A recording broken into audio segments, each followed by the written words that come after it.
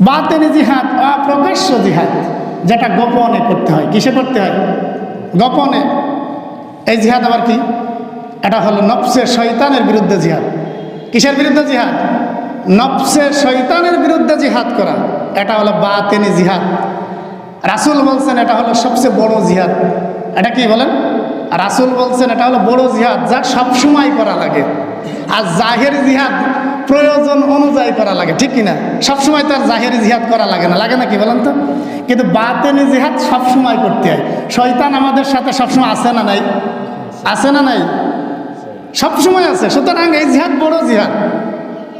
রাসূল বলছেন আল মুজাহিদু মান জাহাদা লিনাফসিহি। রাসূল কারীম সাল্লাল্লাহু আলাইহি ওয়াসাল্লাম বলেন, প্রকৃত মুজাহিদ হলো সেই যে তার নফসের সাথে জিহাদ করে। কি করে? যে তার নফসের